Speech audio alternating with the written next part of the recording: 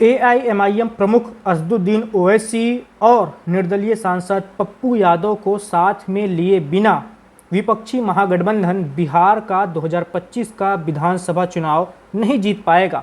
जी हां, कुछ ऐसी ही चर्चाएं पटना के सियासी गलियारों में हो रही हैं। दावा किया जा रहा है कि जब तक ओवैसी और पप्पू यादव को नहीं साथ लेंगे, आप उनको अपने पास नहीं रखेंगे, तब तक आप बिहार को नहीं जीत पाएंगे। क्योंकि पिछली बार के चुनाव नतीजों को देखें और उसी आधार पर इस बार को लेकर आकलन करें तो यही समझ में आ रहा है कि सारा मुकाबला होगा सीमांचल में। क्योंकि पिछली बार पूरे बिहार में देखिए, यानी 2025 में लगभग लड़ाई एनडीए और इंडिया के बीच में बराबर की रही थी। उस वक्त इंडिया बना नहीं था, उस वक्त यूपीए था। लेकिन सीमांचल में जो है महागठबंधन को बहुत बड़ा झटका लगा था और सीमांचल में बीजेपी सबसे बड़ी पार्टी बन गई थी। इसके अलावा एआईएमआईएम की ज़बरदस्त एंट्री हुई थी। एआईएमआईएम को 5 सीटें मिली थी। वहीं सीमांचल में कांग्रेस को बहुत उम्मीद थी कि अच्छी सीटें मिल सकती हैं, नहीं मिली। 5 सीटें मिली। सिर्फ आरजेडी का खाता खुला, सिर्फ 1 सीट मिली, इससे ज़्यादा नहीं। तो महागठबंधन जैसी उम्मीद पिछली बार सीमांचल से कर रहा था, वैसी सीटें नहीं मिली और इसकी वजह से महागठबंधन महज कुछ सीटों से ही सरकार बनाते बनाते रह गया था बिहार में।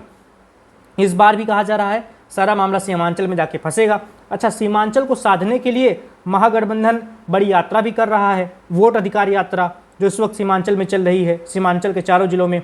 इस यात्रा में राहुल गांधी, तेजस्वी यादव, मुकेश सहनी, दीपांकर भट्टाचार्य सभी लोग एक साथ चल रहे हैं, लोगों के बीच जा रहे हैं। लेकिन क्या इस यात्रा भर से सीमांचल सध पाएगा?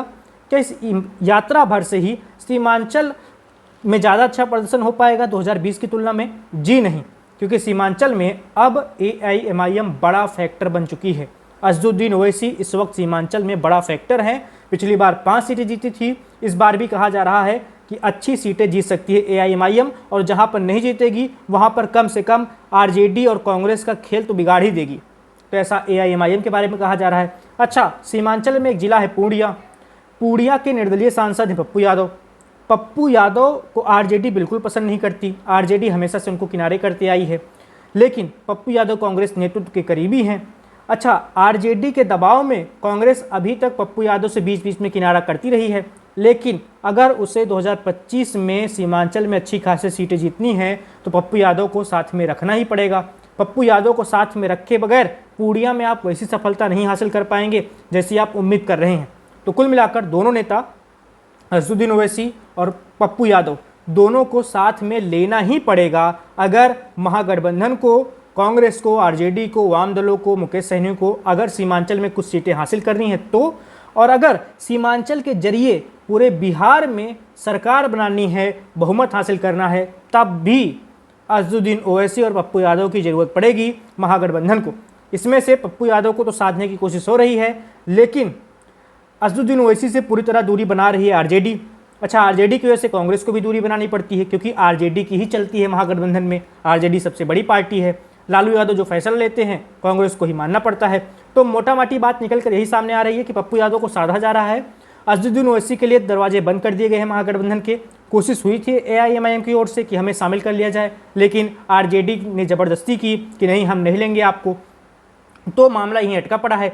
अगर पप्पू यादव सध जाते हैं और असदुद्दीन ओवैसी नहीं आते हैं, तब भी महागठबंधन को नुकसान झेलना पड़ेगा, क्योंकि एआईएमआईएम अच्छी खासी संख्या में वोट हासिल करेगी। आप सीमांचल के जो 4 जिले हैं उसमें मुस्लिमों की संख्या ठीक ठाक है। किशनगंज में तो 60% ज़्यादा मुसलमान हैं। तो मुस्लिम वोटों में बंटवारा होगा अगर एआईएमआईएम अलग से लड़ती है, और बंटवारा होता है तो सीधा नुकसान महागठबंधन को होगा, कांग्रेस को होगा, आरजेडी को होगा, वाम दलों को होगा।